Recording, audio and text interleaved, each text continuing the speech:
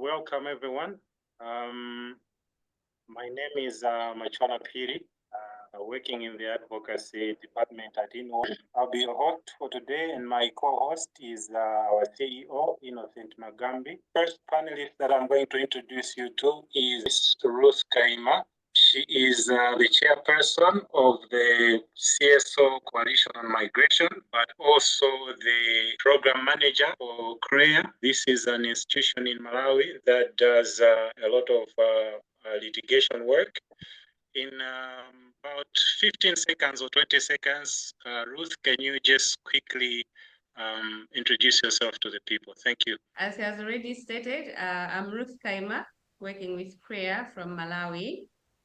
CREA is a human rights organization which we mostly do with human rights, mostly promoting the rule of law and also assisting those in detentions, whether prisons, police stations, but we also do work on migration rights, especially detention-related rights. At this moment, let me invite Mr. Peter Chisi from Malawi Human Rights Commission. Go ahead, sir. Good afternoon, everyone. My name is Peter Chisi. I represent the Malawi Human Rights Commission, which is a national human rights institution established by the Constitution of Malawi, especially under Section 129. I work as Director for Civil and Political Rights, which is one of the directorates that is involved in conducting investigations, human rights monitoring, and so on and so forth. So we are involved in monitoring the situation of refugees in Malawi currently, and we have also done that in the past. So I'm happy to participate in this discussion and also to share some experiences and the facts in terms of what has happened recently in Malawi. Thank you. And at this moment, let me also give an opportunity to our last panelist, and that is Van. My name is Van Christopher, and I'm an admin assistant at Inward Advocacy. However, previously I've also worked with the Jesuit Refugee Service. I am initially from Rwanda, and I've been in Malawi for the past 18 years as a refugee, and I'm happy to be with you all. Thank you so much. Our objective rather for today will be to understand these demographics, particular challenges that the refugees in Malawi are facing and possibly in the global wider world, as well as some of the possible solutions to making these refugees be able to live a dignified life. Also, give a bit of a background,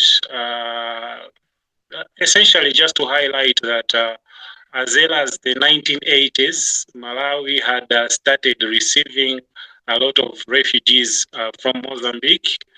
And beyond that, when the conflict in the Horn of Africa region and part of that world started spreading, we started also receiving more refugees. And currently, we have about 36,000 refugees from Congo. These are primarily from the eastern DRC. Those that are fleeing the conflict that is fueled by the M23 rebels backed by Rwanda. And we also have about 12,291 Burundians who are fleeing the lack of rule of law in their country, as well as the excessive political control and sporadic militia attacks from groups that are based in the eastern DRC. We also have about 7,000 Rwandans. These are generally escaping from political repression, lack of freedom of speech, and crackdowns that are perpetrated on those that are perceived to be in the opposition. We also have around 100 Somalis who are fleeing the threat that they face from the Al-Shabaab. We also have about 80 or so Ethiopians. And just a small point on that one, for most of those that have been following the human trafficking issues, most of the stories that we get relating to this issue in Malawi seems to be coming from this group. And lastly, but not least, as I earlier indicated, recently, Malawi has started receiving a lot of asylum seekers from Mozambique who are fleeing the post-electoral violence. And currently, most of these are based at Nyamitutu in Insanje district, which is a district in the southern part of Malawi. And we are hoping that one of our participants, who is also a staff member for INUA, will share her insights from the recent visit that she conducted to see what is happening there. At this moment, before we delve into everything, let me ask Innocent if he could also briefly introduce himself before we go on to our first point of discussion. My name is Innocent Magambi. I'm the CEO of INUA, and I'm really looking forward to learn more, but also to share what I can during this conversation. Thank you. Bye. Thank you so much, Ino. Our first question is going to go to Peter. If you could briefly tell us what you understand to be the current refugee situation in Malawi, if you could reflect on any issues that you might have relating to the numbers that we have, and as well as the situation that, as you understand it, from Malawi Human Rights Commission point of view. 3 minutes. Thank you so much, Machona, for giving us this opportunity. So I will start by reflecting on what you have already indicated in terms of the numbers for the refugees and asylum seekers in Malawi. So we have around 56,000 refugees and asylum seekers, most of whom have refugee status, meaning that they have been screened and they have been approved. But at the same time, we are also aware that there is quite a good number of people who are asylum seekers, but waiting to have their refugee status determined. That number stands at around 15,000. So the majority of the refugees in Malawi are resident at Dzaleka refugee camp, which was designated as a refugee camp some time back. And at that moment, it was meant to cater for about 10,000 people. So now that the population has grown to 56,000, it's quite a challenge. And as a commission, I think I'll start by looking at the situation that asylum seekers and refugees in Malawi, the way they are looked after in terms of their needs and well-being. Firstly, we have a big challenge of space. These people live in a community that is highly overcrowded and lacks basic amenities. There are a lot of children, some of whom are not able to go to school. Resources such as water is very scarce. I would say that there was a time when refugees used to receive adequate rations from partners, including the WFP, also supported by UNHCR and other stakeholders. But at the moment, these people are surviving on the cash handouts, which is very little. I think as of last year, they were receiving less than 10,000 Malawi kwacha per month, which was hardly acceptable. We are also looking at the situation whereby there are quite a number of security issues at the camp, violations, including violations of girls and women, issues of child labor, and so on and so forth.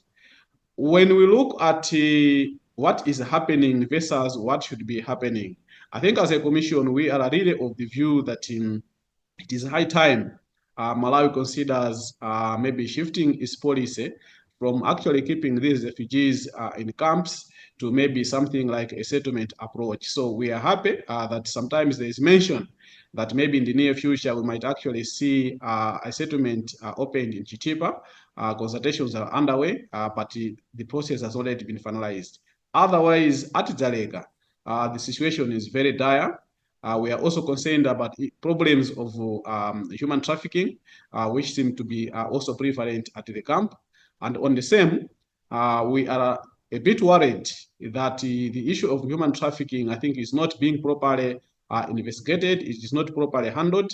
As such, we would wish to see more clarification of roles, especially security agencies, Malawi Defense Force, Malawi Police Service, as well as immigration. For now, I think to start, let me leave it there. Thank you.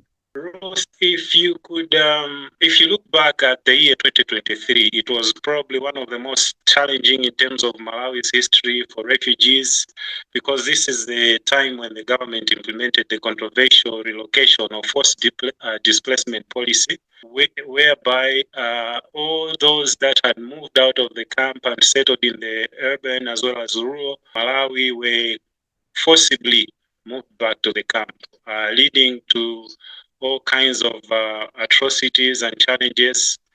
And I'm aware also that you are a chairperson of the coalition of on migration in Malawi, a grouping of CSOs. As a chairperson of this grouping, given that Malawi is geographically distant from East Africa, why do we see a significant number of refugees from this region seeking asylum here? What are the key factors driving these large numbers, or these numbers rather, to flow into Malawi? I think the first thing that we need to remember, as you have said, is I think to try and look back how Malawi was before the unfortunate relocation exercise started. So also building from the background that you gave at first, to say Malawi is has been for a long time one of the countries that actually host refugees. We have a reputation of hosting refugees going way back, even in the 80s, with refugees that came from Mozambique. So I think some of the reasons that actually makes Malawi to be one of those countries that hosts a lot of refugees or attracts a lot of asylum seekers is because I think of the long-term stability, political stability that Malawi has always been related to. Malawi is deemed as a peaceful country, so it's always been deemed as a country that's conducive and that has always been welcoming to refugees. But also its geographical proximity to the Great Lakes. As we all know, Malawi is also used as a transit route for asylum seekers that also want to go to countries like South Africa. So it makes it easy for asylum seekers to come to Malawi. But I think another interesting aspect would also be that I think for a long time, Malawi has generally had a conducive legal framework. Because if we go into our constitution and even the international instruments that Malawi has signed to, generally they are conducive to host refugees and or other asylum seekers. So generally, these have been the main reasons why we've had like a high influx of asylum seekers coming to Malawi.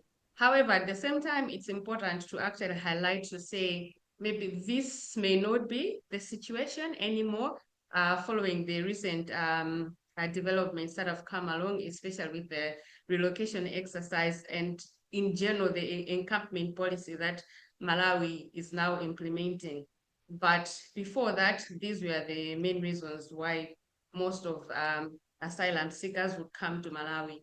I think we should be cognizant of the fact that most of these are coming from politically unstable countries, maybe even war zone, maybe even issues of challenges in economic opportunities. And for a long time, Malawi has provided like an opposite environment, like a stable environment and all these other opportunities.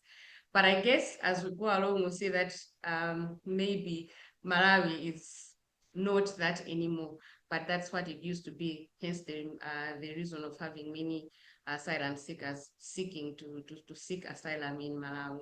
Thank you, Machona. Thank you, Ruth. And thank you to Peter for the interventions that you have really presented. I mean, I have a simple question to to Van, because we're talking about refugees, and he has been calling Dzaleka his home for the past 18 years. And so my question is, can you just tell us, tell people who are listening to you, why did you come to Malawi? When? And, just tell us a little bit about yourself. As I said in my introduction, I'm Van, and from Rwanda. I'm going to tell a little bit of my journey from Rwanda. I was born in the 1999 in the small city of Rwanda, actually. My parents come from mixed tribes. My father Hutu and my mother Tutsi. Before my father actually even knew about my conception, he had already left the country. And by the time he returned to Rwanda, I had been born. However, it was really hard for him to accept me as his child, considering that I was born when he was away. This led to conflicts between my parents and their families.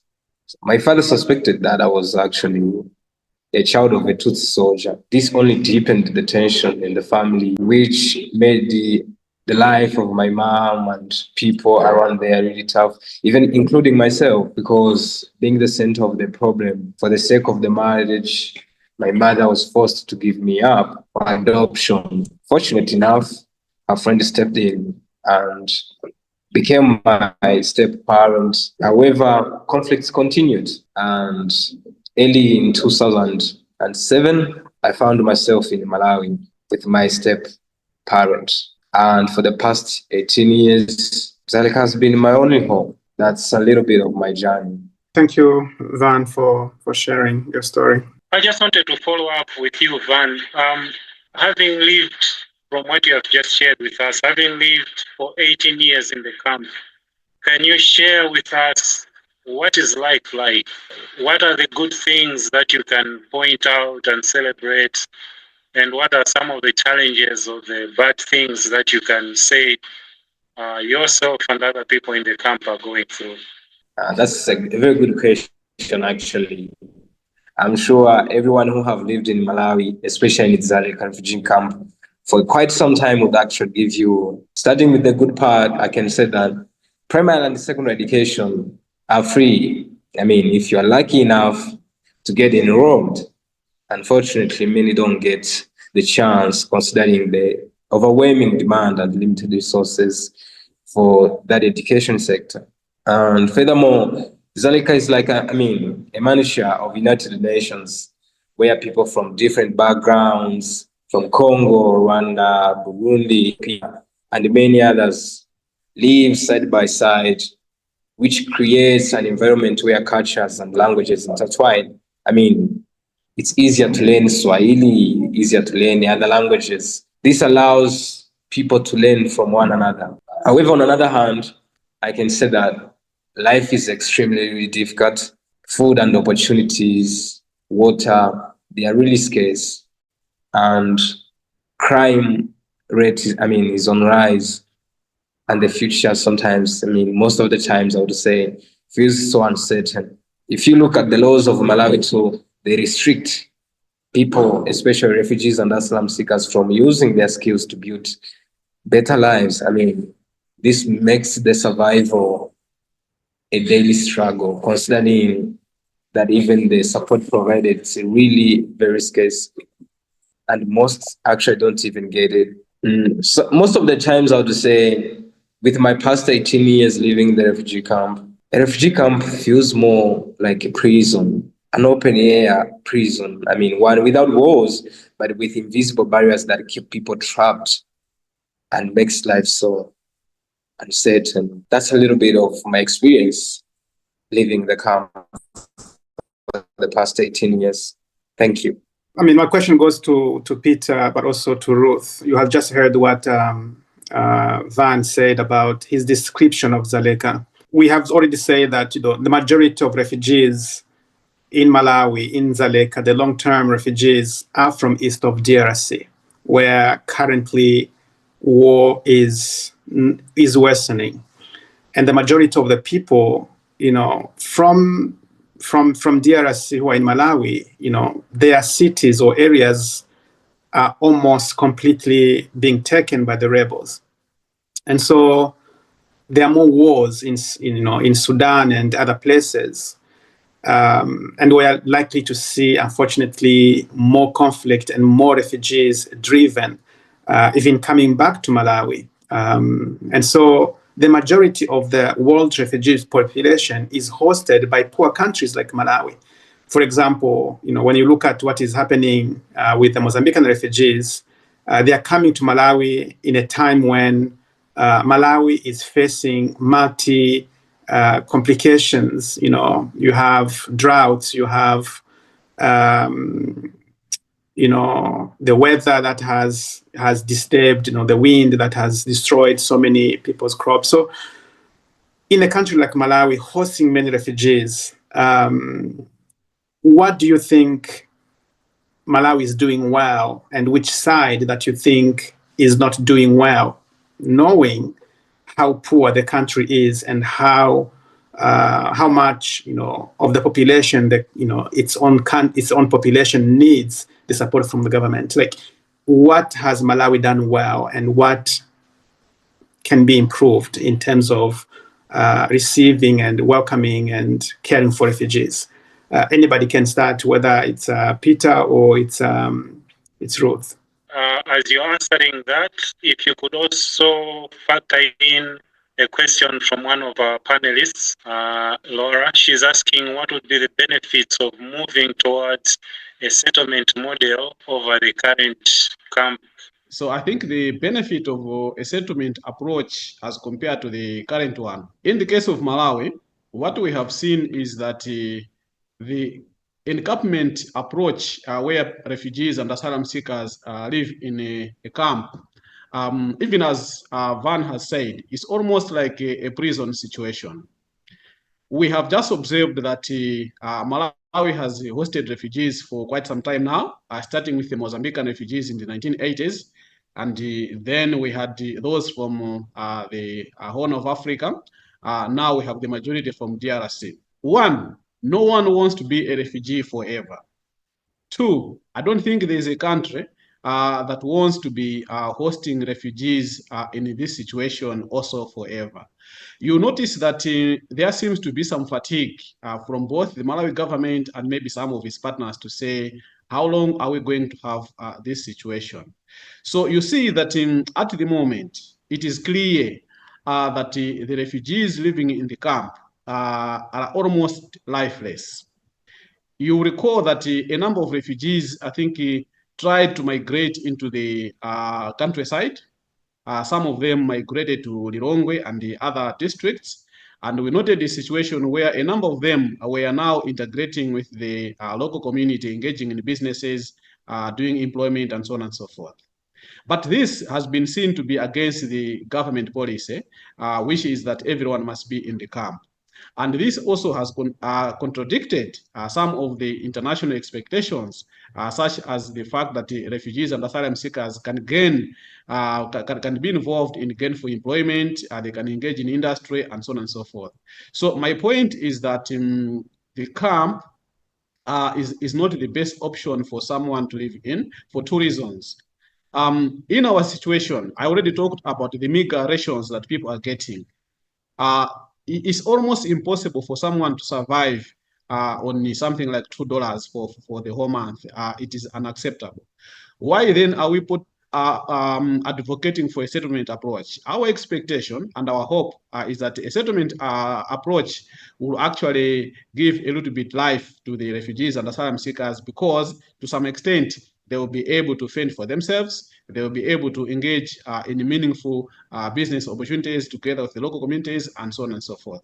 That is what I can do. What has Malawi government done well so far? I would like to believe that the first thing that we need to commend is actually to create an environment for hosting these refugees, to provide space, to provide land, and also to engage with the international community that has actually provided support over the years. That so far has been good. Not only that, we are also aware that some of these colleagues have had opportunities for education, both locally as well as internationally. although maybe recently there have been some challenges, but quite a number of people have had those opportunities. We are also aware that some refugees and asylum seekers have also benefited from resettlement. That also is commendable. But the challenges remain in terms of the capacity. And this is also where I would like to agree with the Innocent that when you look at the regional and the global outlook at the moment, it is quite a challenge, I think, for countries to generate resources to support refugees because their wars are everywhere. We are seeing withdrawal of funding. And it's like, now, what do we do? That's why maybe the idea of integration with the community is a bit okay in the sense that you would expect a few people to be able to fend for themselves so that not everyone is relying on handouts from the government or from donors. Thank you. Thank you very much. I think just to add on what Mr. Chisi has said, I think one thing that maybe we can recommend Malawi for doing well is, as I had stated earlier, to say, I think generally we have a law or a legal framework that does provide for protection and promotion of refugees. If we could make use of the legal framework that we have, at least that we've had, there are so many opportunities to ensure that generally rights and protections of refugees are protected. As I had stated earlier, to say, for example, we do a lot of litigation, and we've also tried to do litigation with regard to migrant rights. And though generally there are challenges, but there have been a few cases whereby we've challenged, for example, unlawful detention of migrants or refugees in prisons, prolonged detentions. And sometimes the courts have actually come through. Yeah, they've given orders. Recently, we had a case with all the influx of migrants coming in Malawi. We had almost more than 200 migrants beyond the capacity of Zuzu prison in the northern part of Malawi. We did a review case, we challenged that detention, and the court came through. Yeah, it gave orders, gave the immigration department time frames to ensure that they repatriate others back to their countries. They facilitate, repatriation for most of them, and that did happen. So we can see that if we can use the legal framework that we have in Malawi generally, would help in promoting and protecting rights of migrants, refugees, asylum seekers. However, to say that aside from that framework that we have, I think recently we've also noticed that there are some loopholes and gaps and challenges that we can work better on. And I think one of the problems that we have is the encampment policy that we have that we've mentioned already. But I think also maybe the issue of the reservations that Malawi has in with regard to international conventions towards the rights of refugees, that also puts Malawi some steps backwards. So it now begets the general good framework that we have, and that poses now a challenge. That's why we are now seeing all these unfavorable policies coming in, because we've allowed to create those loopholes and gaps in our laws.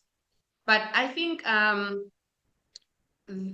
the other challenge that I feel like we're facing in Malawi, I think, is the wrong process when granting refugee status in Malawi. I think that is also a big problem. We'll see that the law is there, the process is provided there, but I think when we look at it practically, we'll see that there are so many challenges. Sometimes it's as good as not granting status to someone to become a refugee in Malawi because of the long and complication of the process. But I think another challenge that we're facing is the general corruption that is encompassing all areas of the refugee sector, the judiciary itself, the justice system is generally compromised. That now also poses a general challenge when we are looking at rights of asylum seekers. But also sometimes this corruption even goes into the protectors in the human rights sector, the police, law enforcement officers, sometimes even in the government institutions themselves that are supposed to promote refugees' rights. So I think despite the long reputation of hosting refugees and asylum seekers, I think these are some of the challenges that we have. And of course, the poor conditions in the camps that we have. Of course, that goes to also the issue of resources. Maybe one thing we need to do better is to, as Mr. Chisi has said, maybe to consider resettlement, because if we are putting people in one place and then we're expecting that they just await handouts, it puts pressure on the little resources that Malawi already has as a poor country. So I think those are some of the challenges, but also some other things that we're doing well as a country. Thank you. Thank you so much to both for your interventions. And I mean, when Peter and you, Ruth, in your answers, you talked about the fact that there isn't any country that is willing to host refugees forever. And so I just want to let our listeners know that there are three ways that people can come out of the status of a refugee. So the first one is, of course, when whatever conflict they run away ends and people feel free to go back home. Remember, it's voluntary repatriation, not when people are forced. And the second one is when the hosting country says, we want to allow you, to be part of the community. Like Malawi opening up and saying, we are going to allow everyone who is called a refugee to integrate, to have the same rights as Malawians. And of course, the third one is resettlement, where a third country, most of the time they are Western countries, that take a number of refugees from their host country to be integrated.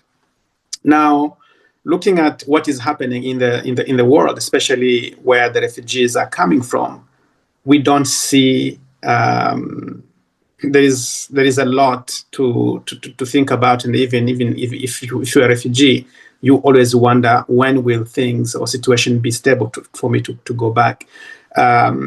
With the coming of Trump, which America has been the greatest resettlement country in the world, but with Trump, it's that dream is almost closed for the next 4 years.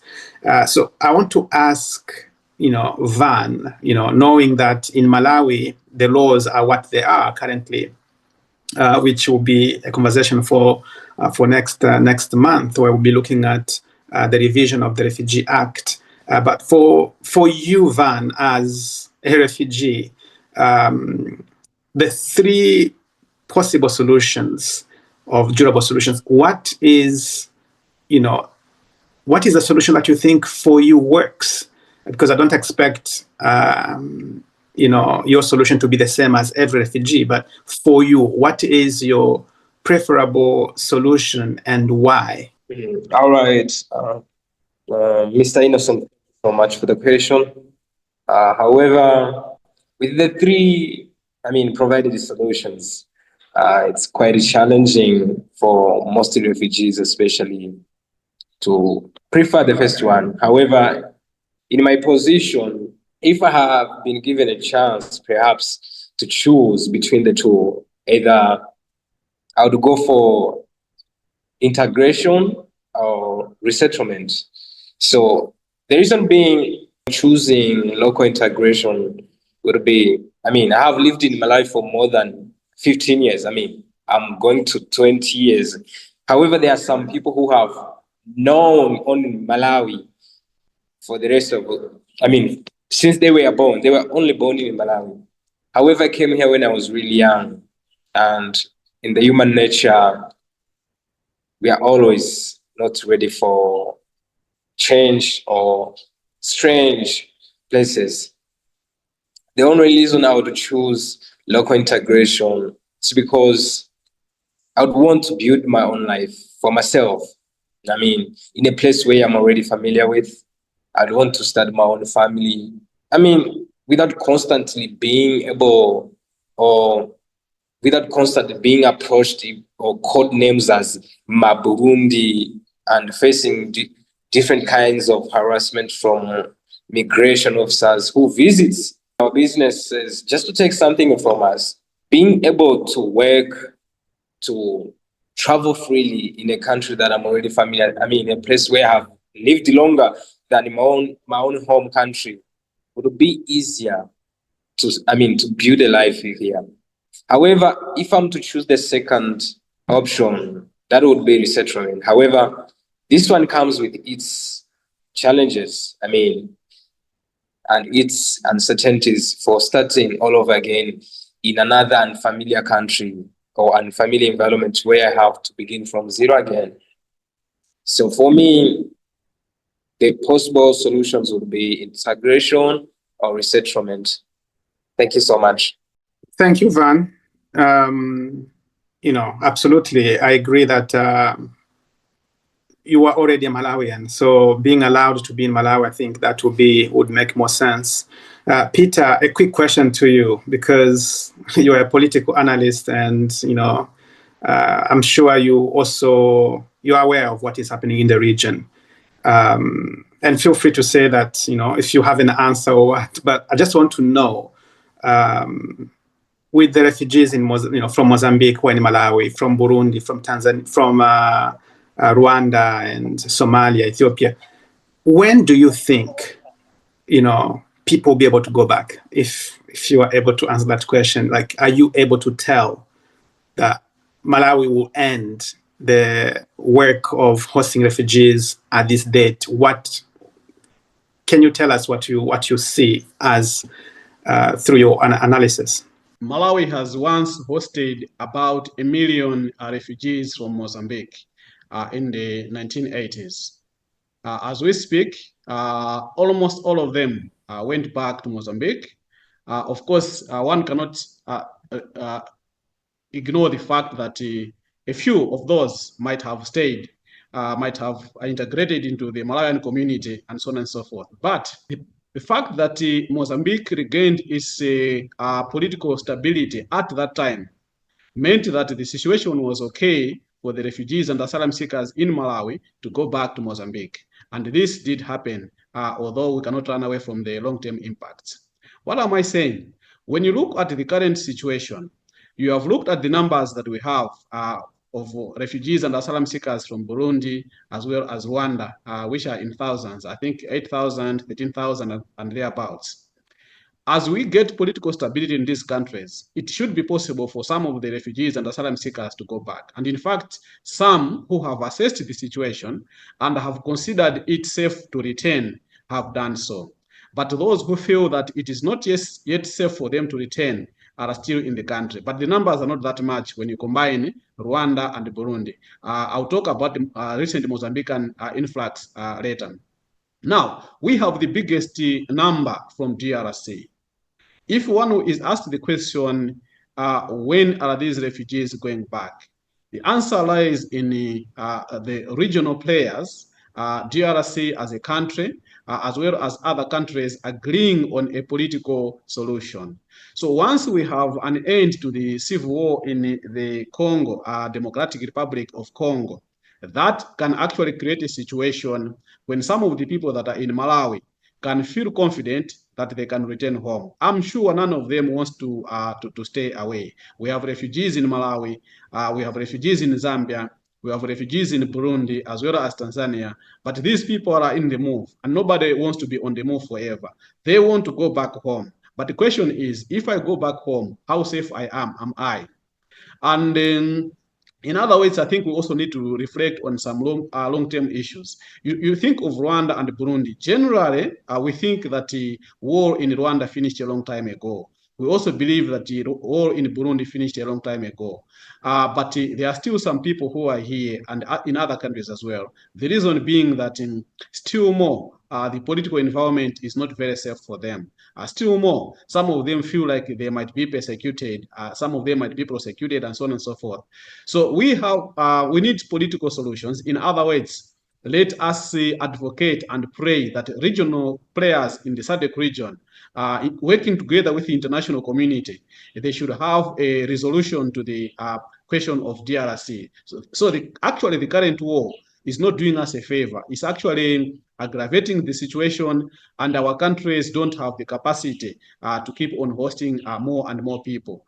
Think of the situation in Mozambique, which all of a sudden has given us another maybe 10, I think around 7,000 or so refugees, which we didn't have before. And nobody planned for this. You talk to the Department of Refugees, they are also hopeless in terms of capacity and support.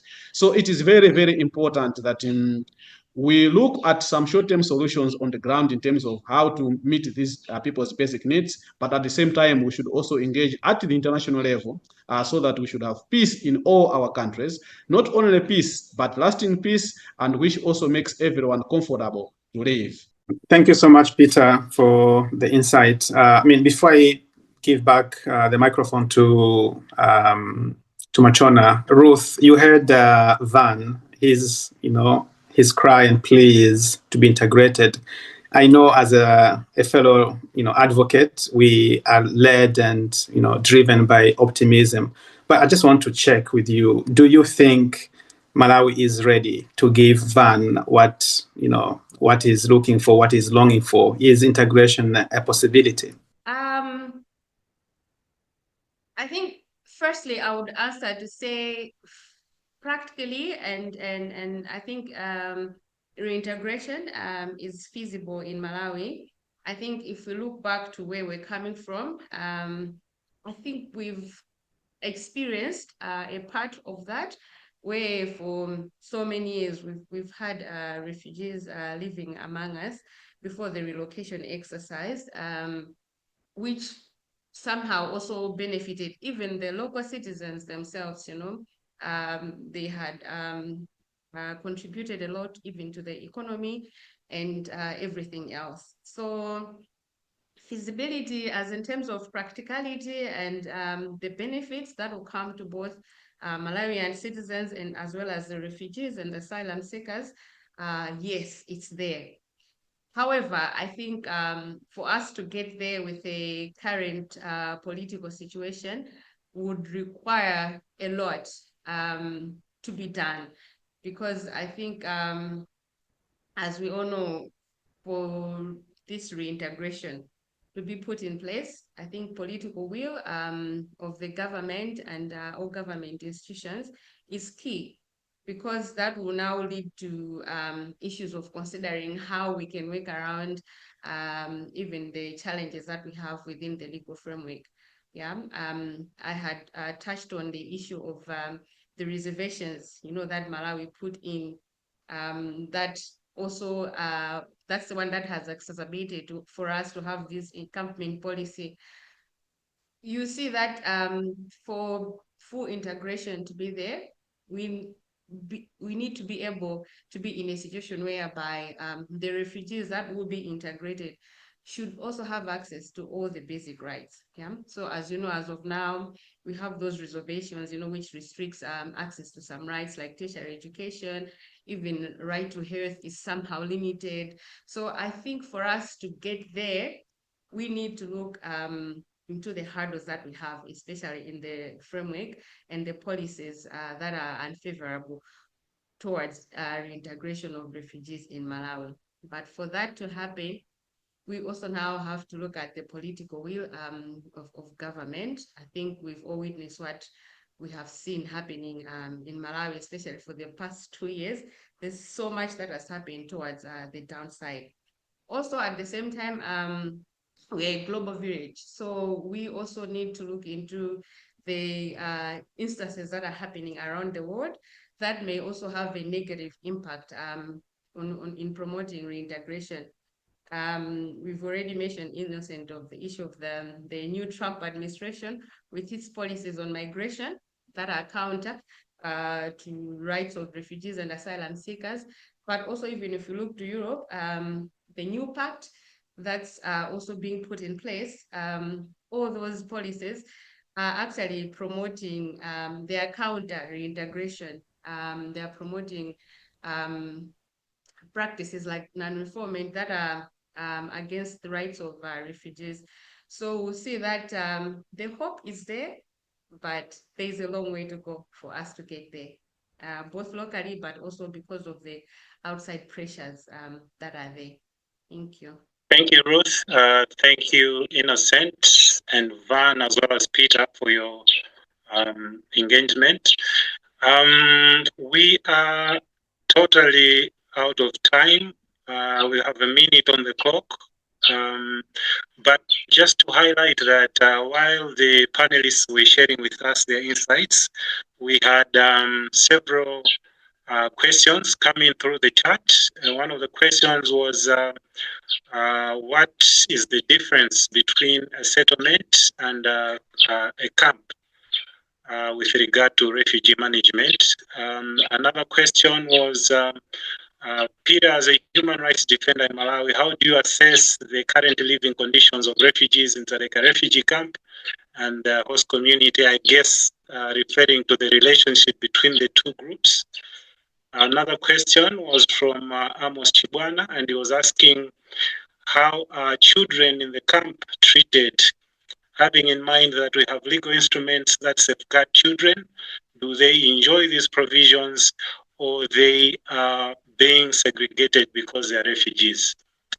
And then we also had another question asking what is the difference between refugees and asylum seekers.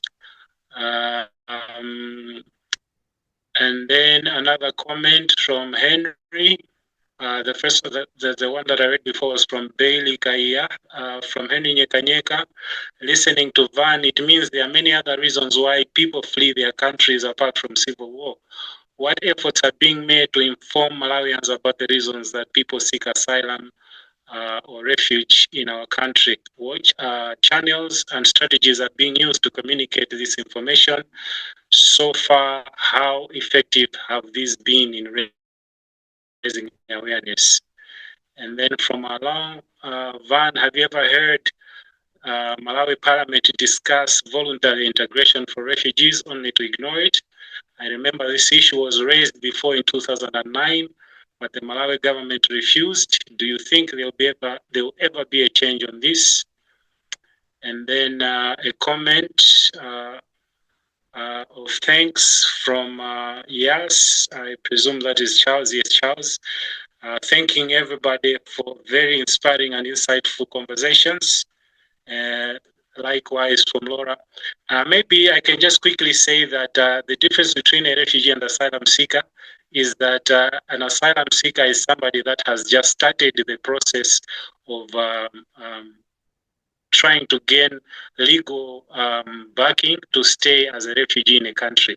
And once that is granted, then that person stops being an asylum seeker and then becomes a refugee. Difference between the camp and the settlement, previous engagement indicated that a camp is intended to be a short-term intervention, whereas a settlement is a more longer-term intervention. And so I guess in Malawi's situation, the camp scenario is very problematic because of what somebody already referred to, the 9 reservations that we have as a country. That denies anybody staying in the camp enjoying certain rights that are recognized by the 1951 protocol. Because of time, I think let's curtail the discussion for today. Thank you for being part of this conversation. Thank you so much. And let me remind all of us that joined today to say that we are going to have another session. The dates will be announced very soon. And possibly some of the issues that we have raised today may be carried over as part of the introduction to that other meeting, simply because we've run out of time today. But once again, thank you very much for taking time to be part of this. And thank you for your contributions. Thank you for your questions. Till we meet again.